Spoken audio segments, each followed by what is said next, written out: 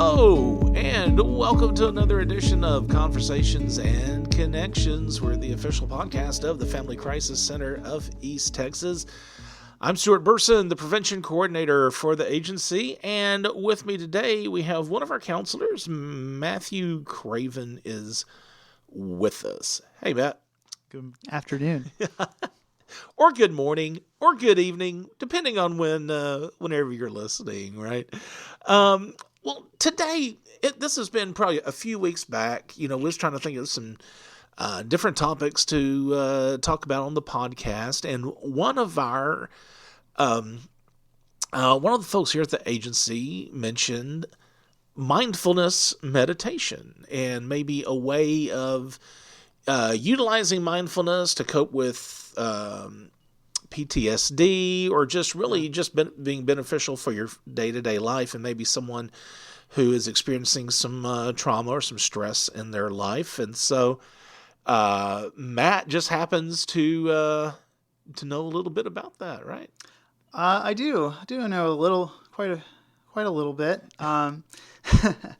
There is a lot of one of the things that our clients often struggle with is being in the here and now.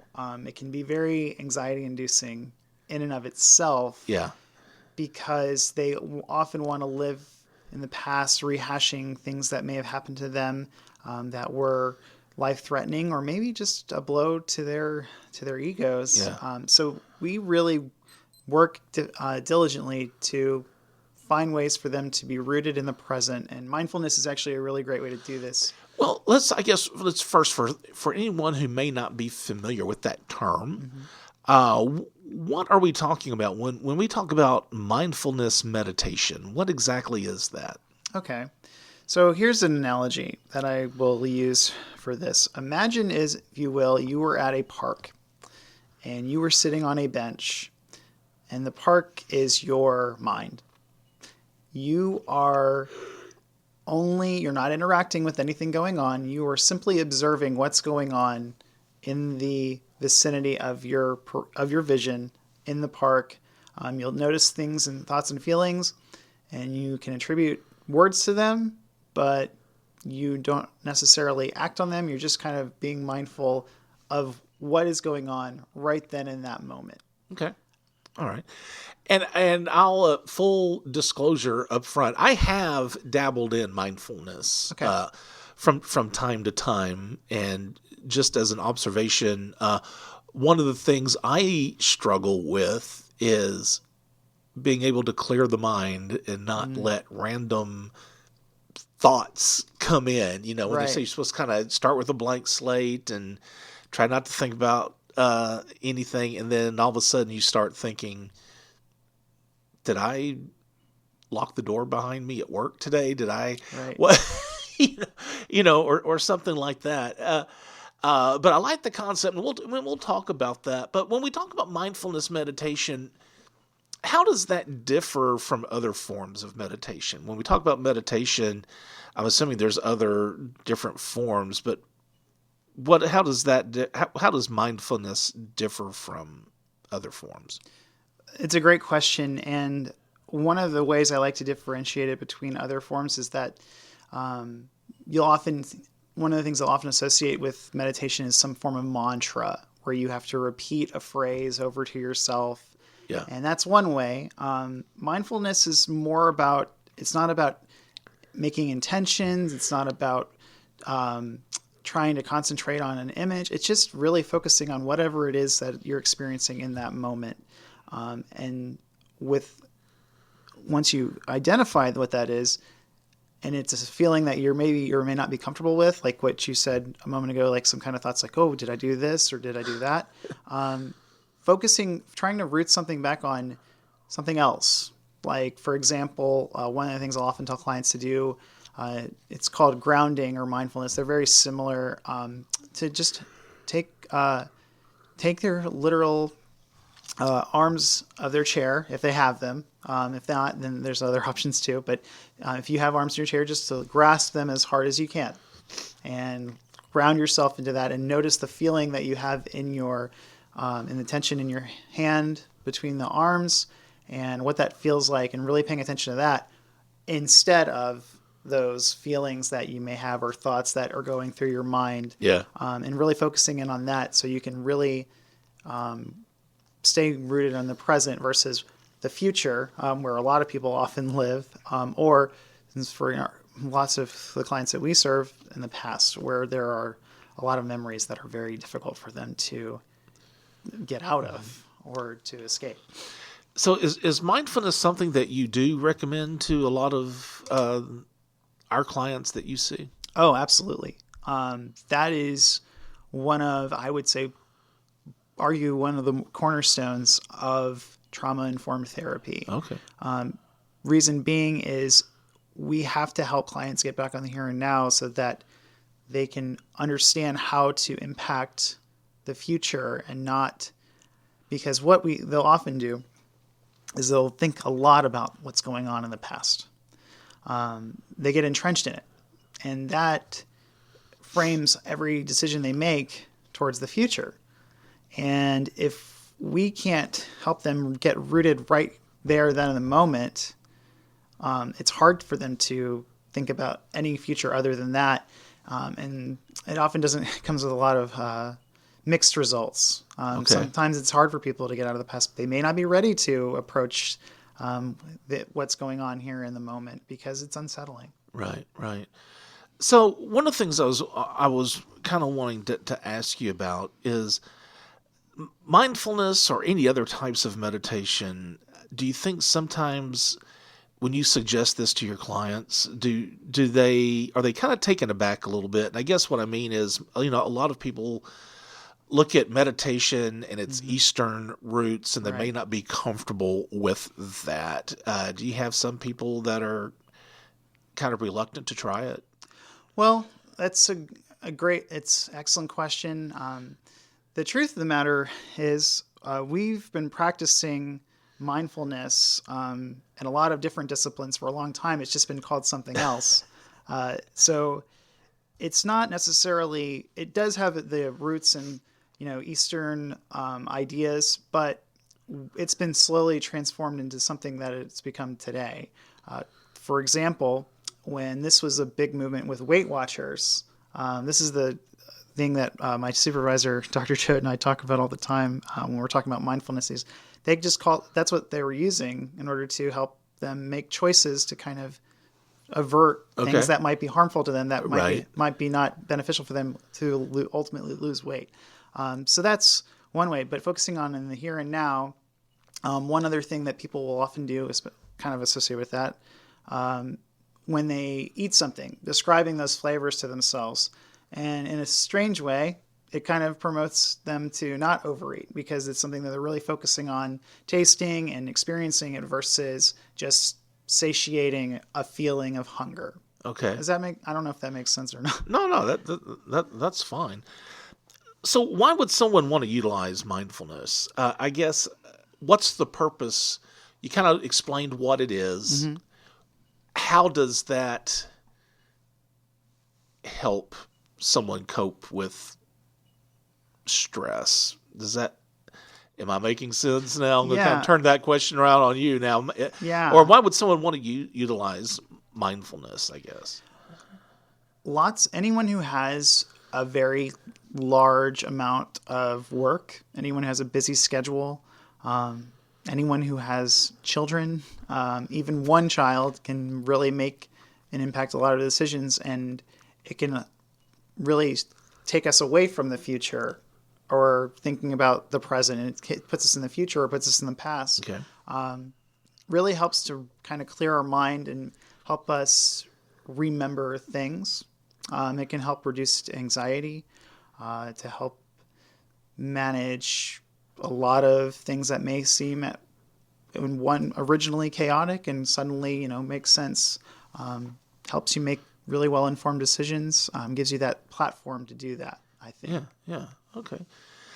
So one of my thoughts about meditation, and I know it probably depends on what form that you're practicing, and even in mindfulness, there may be different ways of practicing this. Is this something that someone can practice themselves, or is it best to be guided by someone else? And even if that person even if that someone else is not in person, if it's, I'm dating myself, I start to say a tape, but some kind of a program or a recording where they hear someone guiding them, or can they do it by themselves? Is there a more effective method?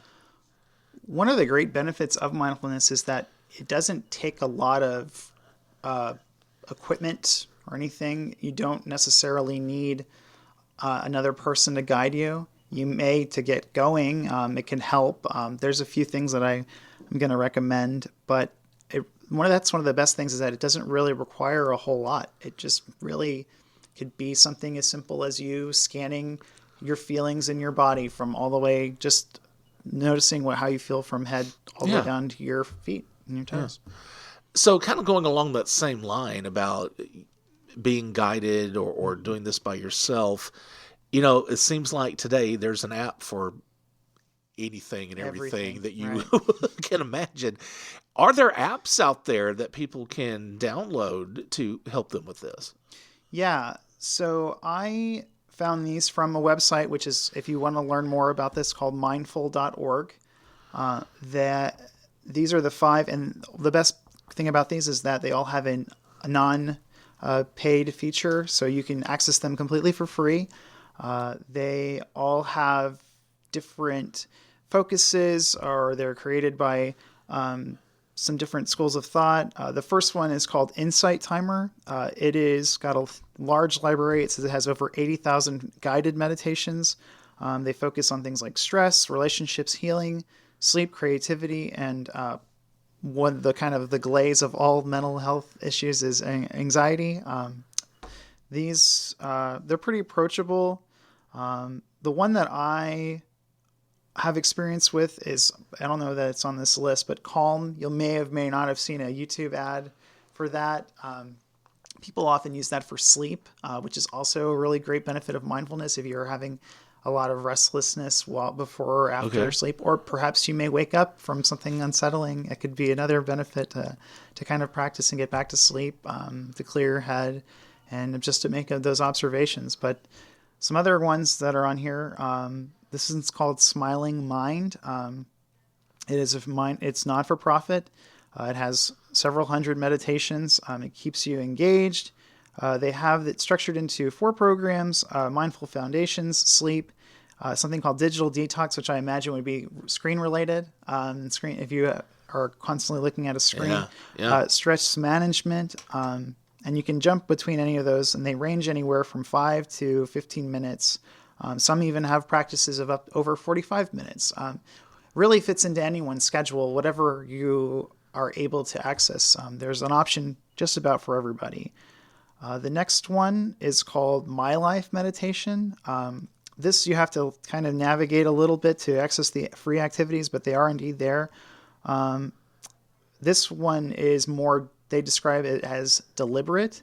There is a section, if you're new to meditation and you've never done it before, you could actually just learn. They have a section called Learn to Meditate. And it'll explain a little more in detail why mindfulness is beneficial and how it may help you. The next one, this was created by the University of California, Los Angeles, UCLA. It's called UCLA Mindful. It's developed by the Mindful Awareness Research Center, and it has over a dozen meditations. And one of the great benefits of this is that it has it in dual languages, both English and Spanish. And lastly, this one is called Healthy Minds Program. It's available on both iOS and Android platforms. It helps you develop specific skills for healthy mind. It says here, and I quote, strengthening mental focus, decreasing stress, and growing resilience, compassion, and better immune health. I believe when people are maybe wondering, when you say immune health, how could it do that? Well, if you're sleeping better, you have more opportunities to have a better chance to recover from illness. And what do they always say for immunity? Get rest. Bed rest is kind of the big solution. So that helps you get to sleep and stay asleep, and then ultimately feel better. And all of that is available, that information, it's mindful.org, right? Yes, that's correct. And I'll put a link to this on our show notes. Whenever I post the podcast, I'll make sure to put mindful.org there in the description, so people will have a link to that. Matt, what I would like to do, we've been talking about this, and I was wondering if it would be okay with you if we just kind of did a very brief session just to kind of explain what mindfulness is and kind of get someone a taste of kind of what we're talking about. Yeah, most definitely. The key emphasis, again, on mindfulness is that it's very deliberate. These things you may be practicing every day already. People will create their own strategies. This exercise is called the 3-minute breathing space. It's divided into 3 minutes, and every minute you are doing something different. If you like, you may close your eyes or kind of focus kind of a subtle gaze. And the first minute is spent on answering the question, rhetorically, of course, how am I doing right now? While focusing on feelings, thoughts, and sensations that arise, and trying to give these words and phrases, if you can.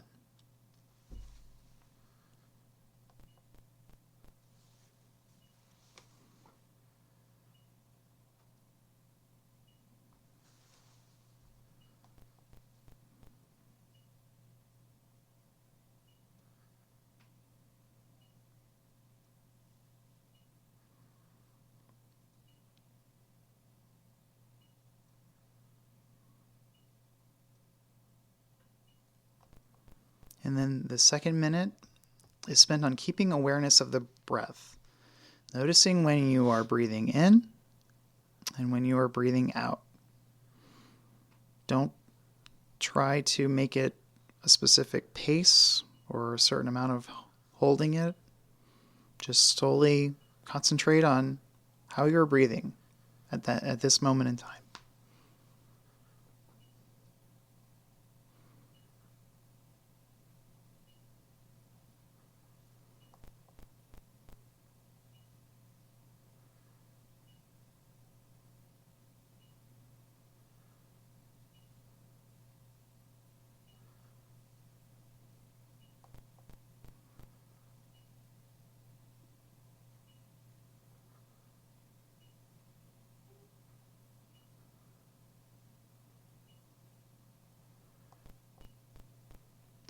Then finally, this last minute is used for an expansion of attention outward from the breath, feeling the ways in which your breathing affects the rest of your body.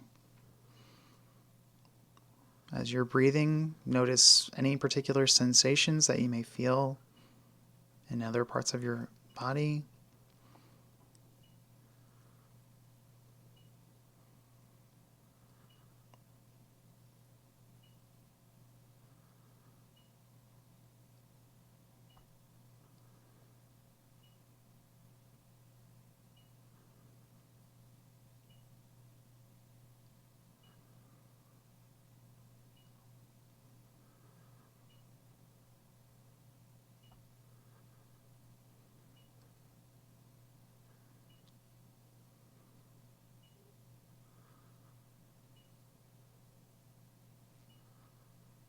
And then you can begin to refocus your gaze or softly opening your eyes and return to your normal breath.